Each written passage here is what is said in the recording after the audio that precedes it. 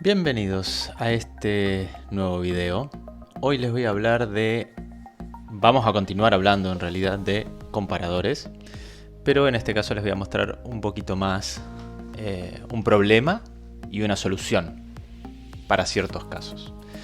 ¿Se acuerdan que en el último video habíamos visto un comparador que puede ser pensado como un amplificador operacional chiquitito sin ninguna realimentación? O sea que lo que va a usar acá va a ser la ganancia a lazo abierto, que ya sabemos que es tendiendo a infinito, digamos, idealmente, pero que en casos prácticos es muy alta, así que la tensión de salida, ¿sí?, va a ser la diferencia que haya entre estas dos entradas por ese factor de amplificación muy alto, que puede ser varios cientos de miles.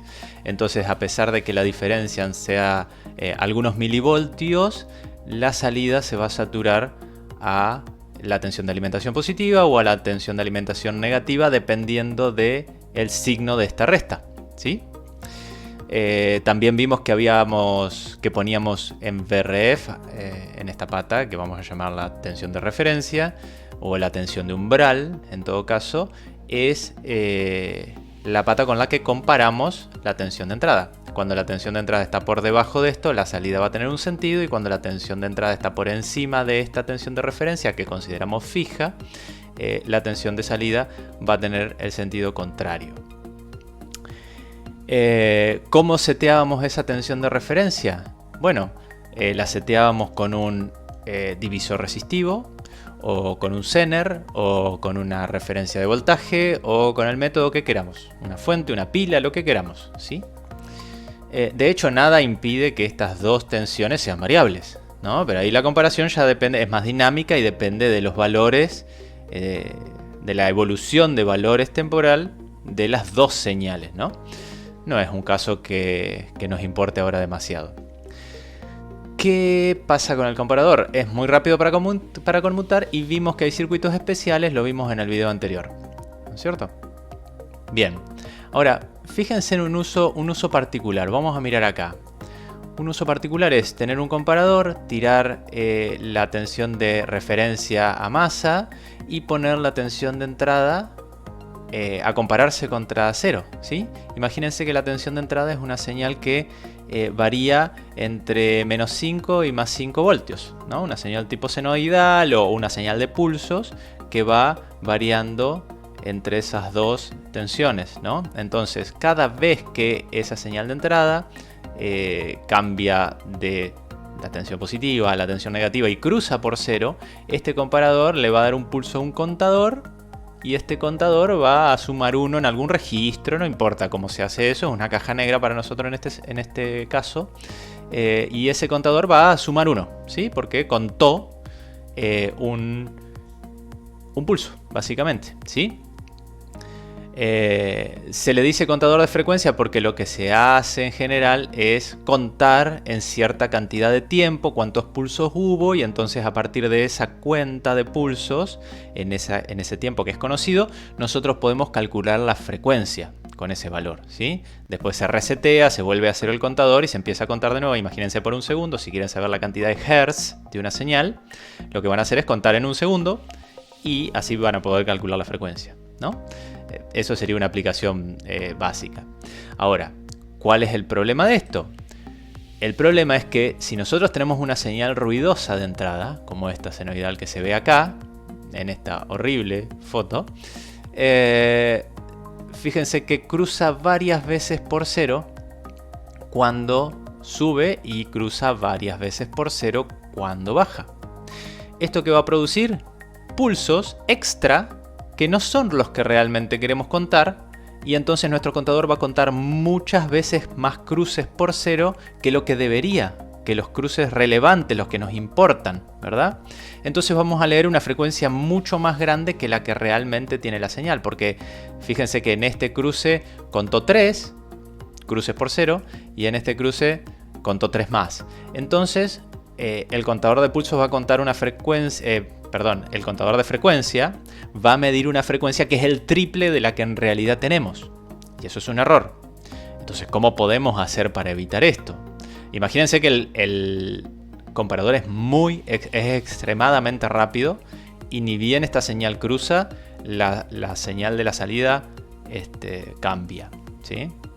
No podemos evitarlo ni hacerlo más lento en ese sentido porque funciona así. ¿Cómo lo vamos a solucionar? Esta es la solución: hacer un diagrama de histéresis. Histéresis seguramente se recordarán ustedes de alguna materia de física que estaba relacionado con cómo se magnetizaba un núcleo y cómo se desmagnetizaba, que seguía un camino diferente a la ida en la magnetización que en la desmagnetización. O tal vez en química ustedes vieron algo de histéresis química, que también existe, pero esto no tiene nada que ver. Ahora les voy a mostrar a qué me refiero con histéresis en este caso. Básicamente, lo que vamos a hacer es, en lugar de tener un solo nivel de comparación, ¿sí?, vamos a tener dos niveles. En vez de tener solo una tensión de umbral, vamos a tener dos tensiones de umbral. Como ven acá, vamos a tener una tensión de umbral superior y una tensión de umbral inferior, ¿sí? La señal roja es la que, esperen que les voy a... Ahí está, ahí pueden ver los ejes y demás completos. La señal roja va a ser nuestra señal de entrada. Las señales negritas van a ser nuestra comparación, donde están seteados nuestros dos niveles de comparación. Y la señal azul va a ser la señal de salida de este nuevo comparador con histéresis súper mágico que nos va a resolver el problema. Fíjense dónde ocurre el cambio en la salida. Cuando nuestra señal de entrada cruza no la tensión de umbral baja, sino la tensión de umbral alta o superior, ¿sí? Recién ahí cambia de estado. Y cuando vuelve a cambiar de estado nuestra salida, cuando nuestra tensión de entrada cruza el umbral inferior. Es decir, que si en este punto donde se hace el cruce en el nivel de comparación superior, la señal es ruidosa, mientras el ruido se mantenga dentro de esta banda, ¿sí?, mientras esta señal haga esto, ¿sí?, lo que estoy haciendo con el mouse, por las dudas, estamos bien, porque no va a volver a bajar, porque nunca cruzó el umbral inferior. Ok, es una buena solución. ¿Cómo se hace esto? Con este circuito. Mírenlo bien. ¿Qué les parece este circuito? Fíjense que acá está la señal de entrada, la salida y una realimentación. ¿Qué ven de particular en este circuito? ¿Lo saben? Les contesto. La realimentación, ¿sí?, hay una porción de la señal de salida que se realimenta a la entrada, pero fíjense a qué entrada. A la entrada no inversora.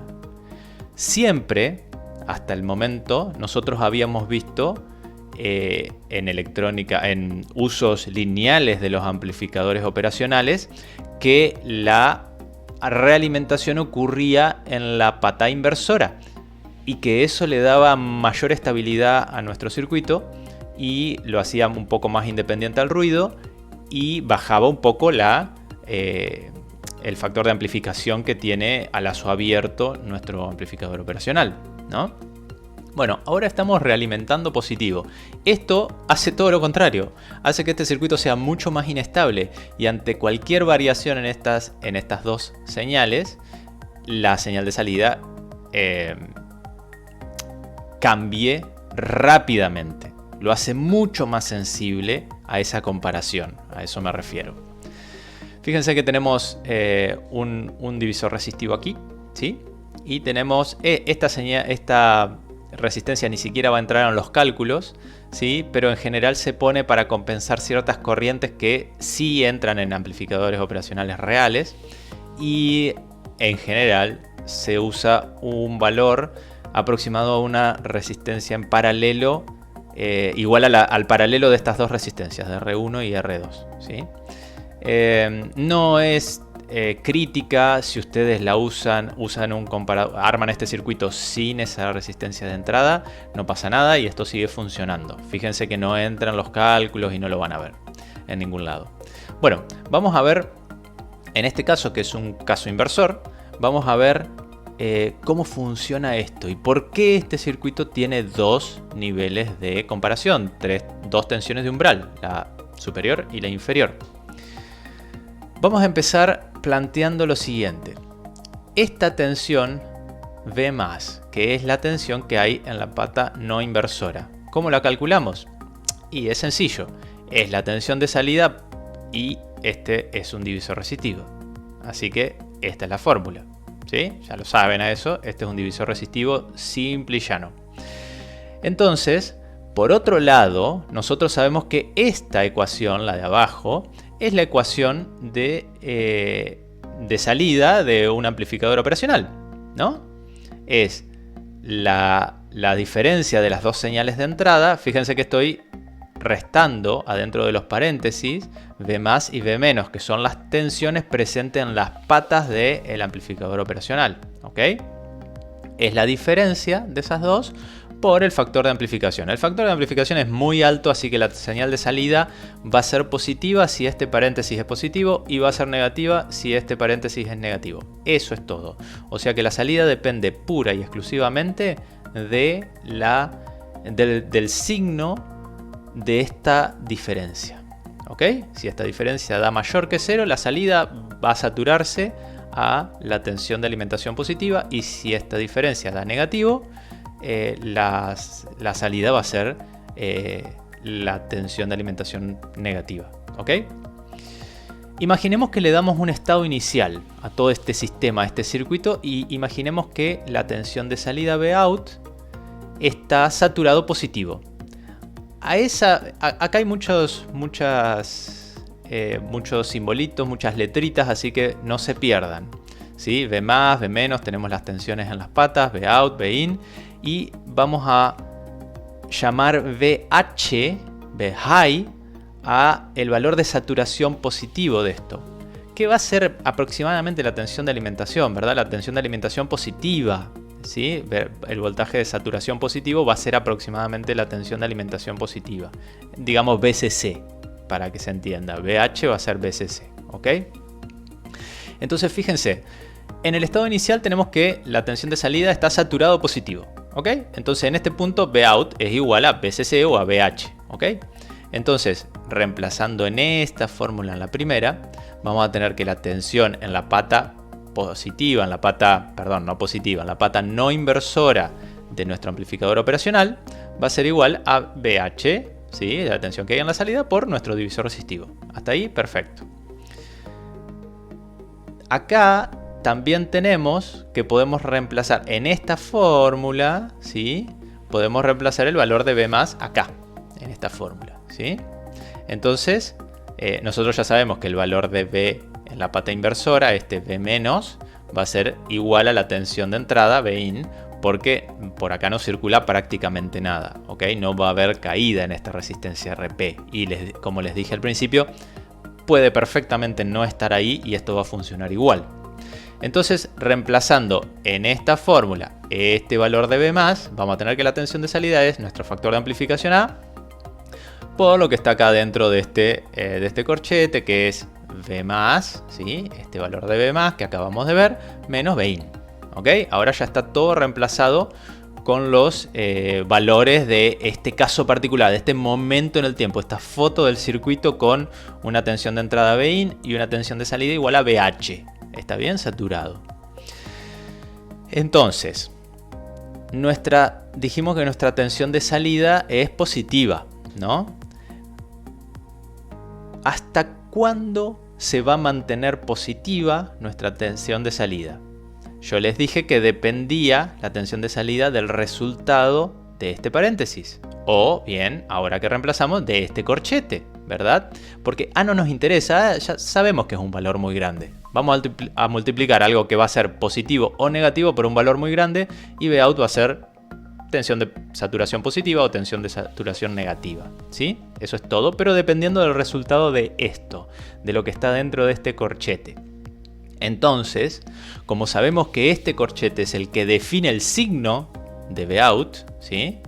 Nosotros sabemos que la salida Vout igual a VH, o sea, positiva, se va a mantener siempre y cuando el valor que estamos restando, que es Bin, ¿ven? Bin está restando, sea menor que el valor positivo al que le estamos restando Bin, ¿ok? Es esto, pero expresado de esta manera. Es decir, que esta es la fórmula que nos define el punto donde esto va a cambiar y la salida ya no va a ser la tensión de saturación positiva. Es decir, estamos en presencia de esto, ¿sí? ¿Ven? BH es la tensión de saturación positiva. Esto, fíjense los ejes, ¿eh? Esto es la salida, esto es la entrada. Estamos graficando la salida de nuestro comparador con histéresis con respecto a la entrada de nuestro comparador con histéresis. Ustedes se pueden imaginar la entrada subiendo desde un valor negativo. Imagínense, la entrada está en un valor negativo, ¿sí?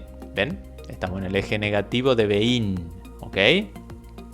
Entonces empezamos a hacer subir la tensión de entrada, la empezamos a hacer subir, a subir, a subir, a subir, a subir, a subir, a subir, hasta que llegamos a ese punto que acabamos de descubrir, en el cual ya no se puede mantener la tensión de salida alta, porque el resultado de esa resta nos da un valor negativo. Entonces la señal de salida cambia.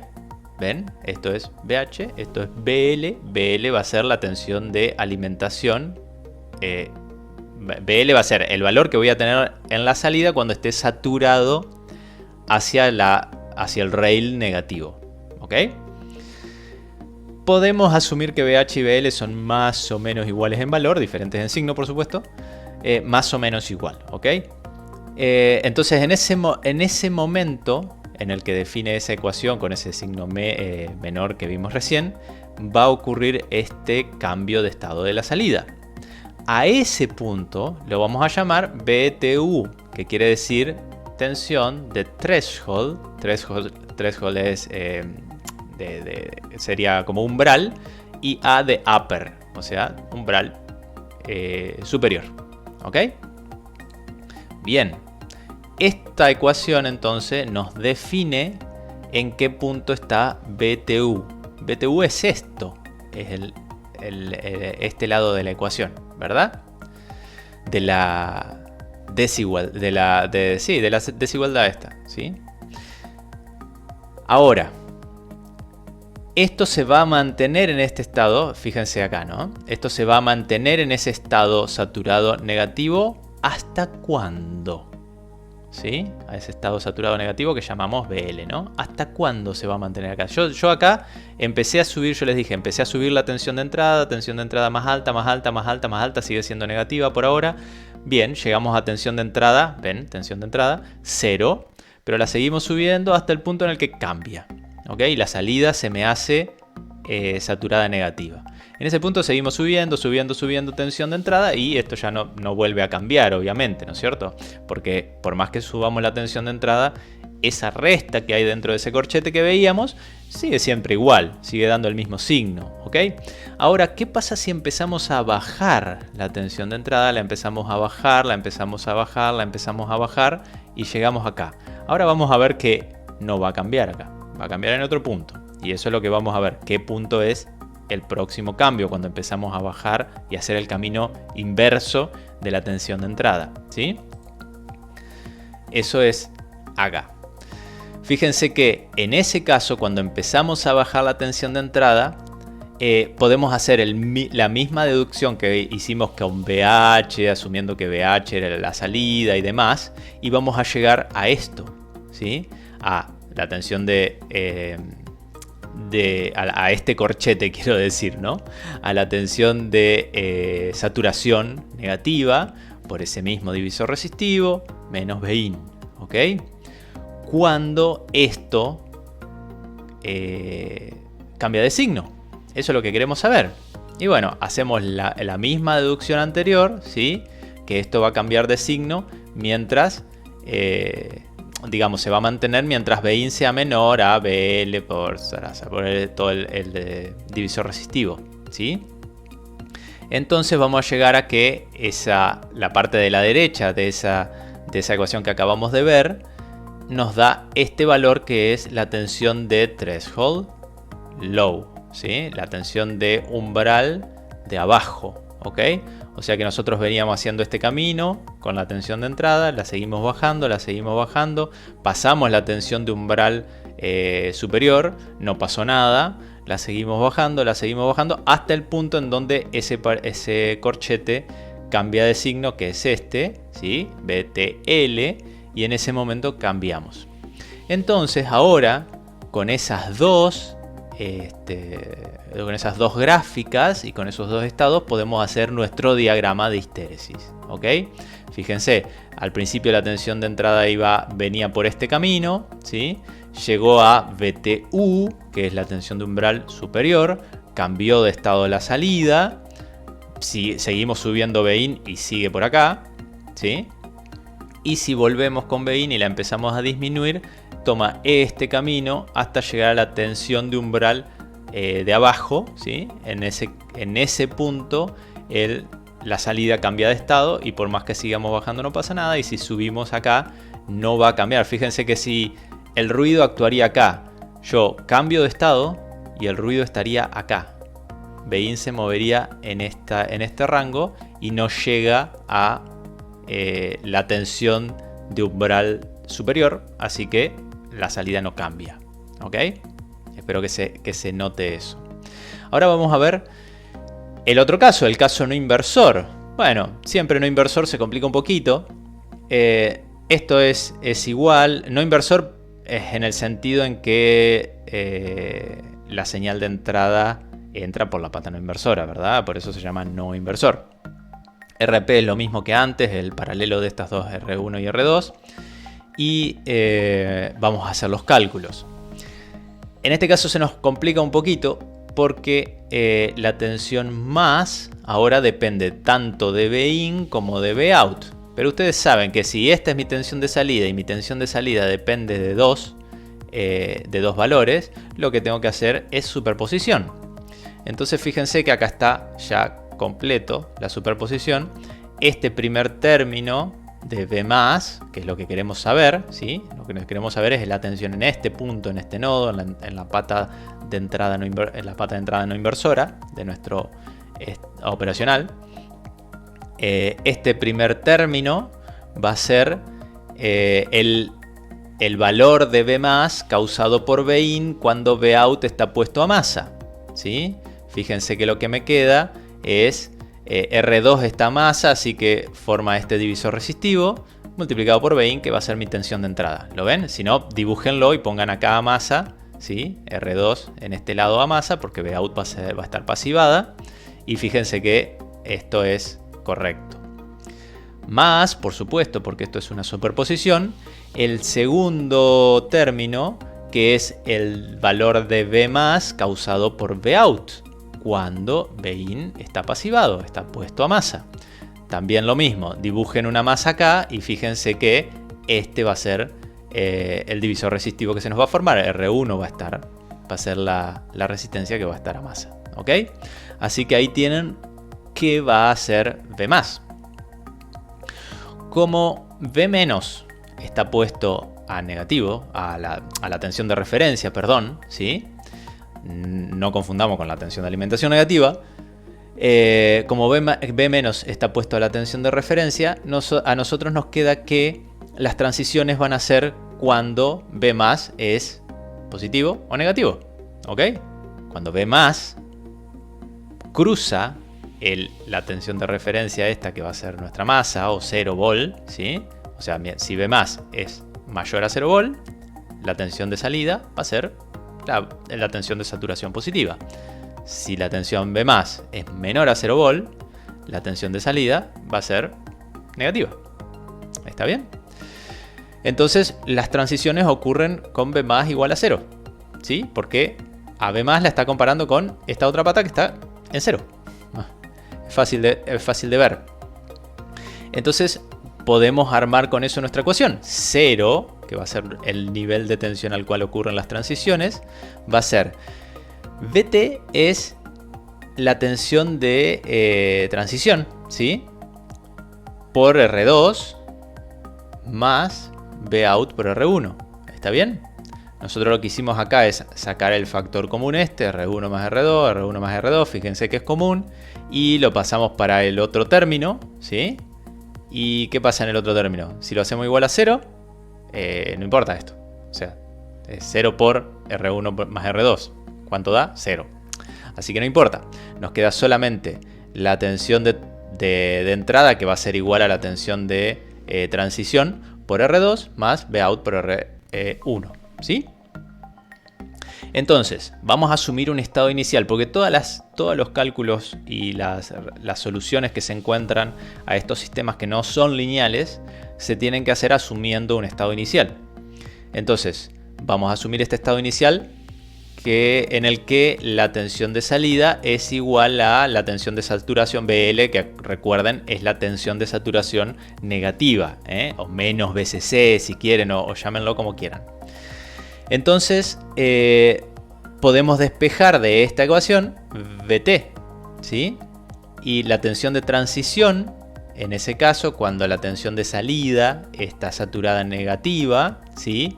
Nos va a dar esto, ¿sí? ¿Por qué? Porque BL es negativo, ¿ok?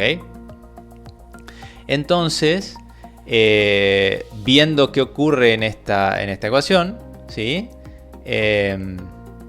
Bien, perdón, esto nos da ya el valor de umbral superior, ¿sí? Fíjense aquí, ¿ok? Vamos a ir, acá tenemos de nuevo el gráfico que estábamos viendo hoy, que es nuestra tensión de salida con respecto a nuestra tensión de entrada, ese par de ejes. Y vamos a ver que este es el camino que hace la tensión de entrada. La vamos a ir subiendo y cuando llegue a esa tensión de transición que acabamos de ver ahí, va a cambiar la salida, ¿ok?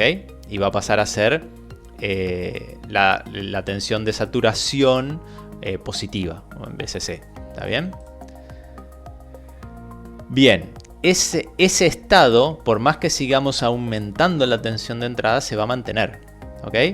¿Y se mantiene hasta cuándo? Hasta que ocurre esto, hasta que esto se cumple.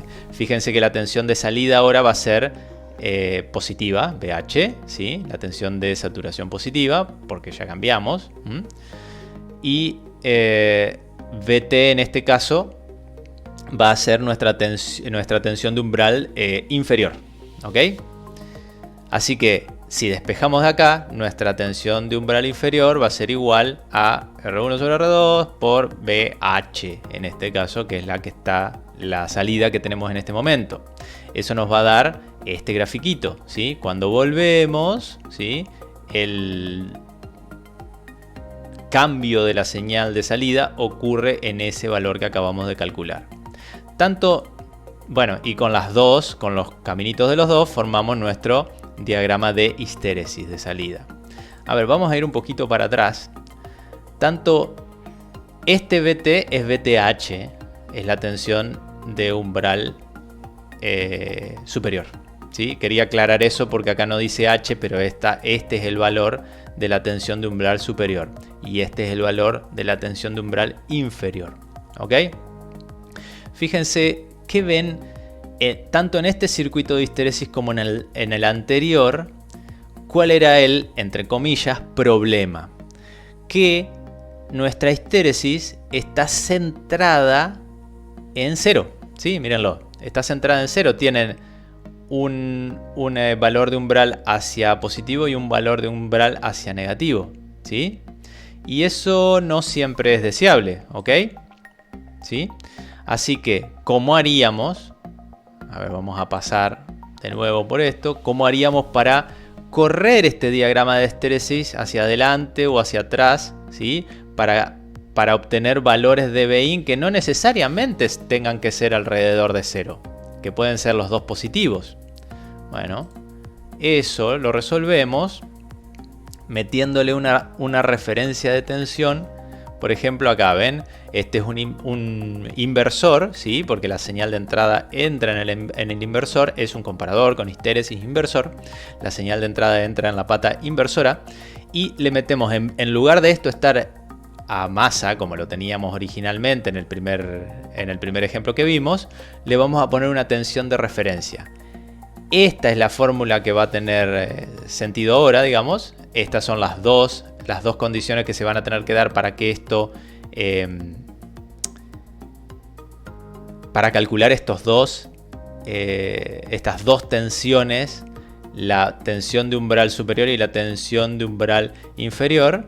Y este es el diagrama de histéresis que se formaría en este caso. Esto ya es mucho más útil, es decir, que la señal de entrada puede variar acá adentro, ¿sí? En este rango, pero centrado en este punto, ¿sí? Sin disparar los cambios de la salida. Está bueno eso. Ahora, ¿cuál es el problema de todas estas ecuaciones que vimos? Vamos a ir un poquito para atrás, a ver dónde está, aquí. Vamos a ver, por ejemplo, en el primer caso, ¿sí? Teníamos nuestras dos tensiones de umbral, esta y esta, ¿sí? ¿Cuál es el problema? Que salta a la vista. Que tanto BH como BL son tensiones de saturación de un operacional o de un comparador. ¿Ustedes saben exactamente cuánto es la tensión de saturación de un comparador? Y todavía más importante, aun si lo supieran, porque la respuesta a esa pregunta es no, que no saben exactamente hasta que no lo miden. Más importante ¿es igual si yo cambio, si yo tengo dos LM741, mido en 1 la tensión de saturación positiva con cierta tensión de alimentación, porque también varía con la tensión de alimentación. Así que mido en 1 y en algún momento se me quema ese 741 y yo lo cambio por otro. ¿Quién me asegura que esa tensión de saturación es exactamente igual? La respuesta es nadie. Entonces, estas ecuaciones tienen el problema de que dependen de la tensión de saturación de un operacional, que no es un valor fijo, ¿sí? Tanto BH como BL, las dos tensiones de saturación positiva y negativa, no son valores fijos, ¿sí?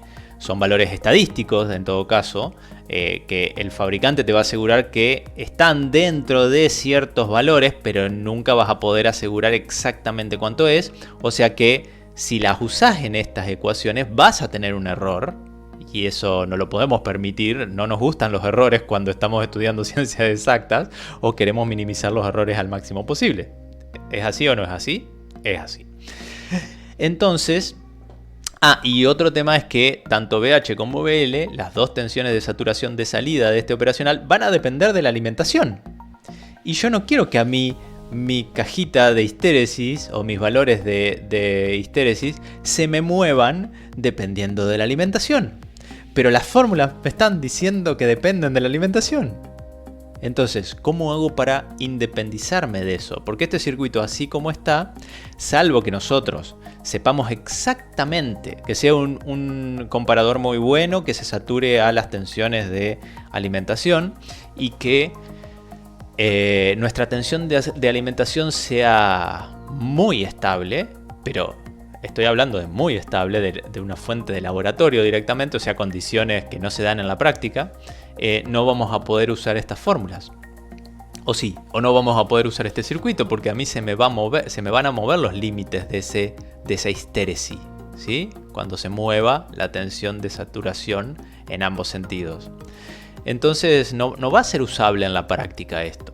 Por suerte, eso se soluciona fácilmente usando a la salida de mi... Nosotros lo que tenemos que lograr es que en este punto, en este nodo, esta resistencia reciba un valor conocido, que nosotros sabemos cuál es. Vout, por defecto, el Vout que te tira el operacional, no es conocido a priori y no es exacto y depende de la alimentación. Eso es lo que estábamos diciendo. Entonces, ¿cómo logro que en este punto de salida, ¿sí? Que entre la salida del operacional, que se va a saturar a la tensión que se tenga que saturar constructivamente él y que depende de la tensión de alimentación, ¿cómo logro que entre este punto, que va a estar a más o menos BCC y menos BCC, entre ese punto y este punto, que es el punto donde R2 toma el valor, y que es el que me interesa, eso es BH, ¿sí? El valor que hay en este lugar. ¿Cómo pongo algo ahí entre medio? Que me asegure que tanto BH como BL van a ser un valor conocido, ¿no? Algo voy a tener que meter acá. Y ese algo son dos diodos Zener. Con dos diodos Zener yo me voy a asegurar que uno conectado hacia VCC y el otro conectado hacia menos VCC, ¿sí? Es decir, que sería una cosa así, como muestra este dibujo. Ahí tienen los dos diodos Zener y tenemos el recorte de una señal, que es justamente lo que nosotros queremos hacerle a nuestra señal de salida del operacional para que se mantenga dentro de más o menos la tensión Zener, ¿sí? Con esto nosotros ya sabemos que la tensión de BH en nuestras fórmulas va a ser la tensión de Zener y BL también va a ser la tensión de Zener si es que estamos usando dos Zeners exactamente iguales. Si no son iguales, si tenemos dos voltajes diferentes, uno hacia arriba y el otro hacia abajo, bueno, van a ser esos voltajes, por supuesto, para con ellos hacer nuestros cálculos. Bueno, y eso sería más o menos todo lo que corresponde a comparadores con histéresis. Les mando un saludo y estoy disponible para cualquier consulta.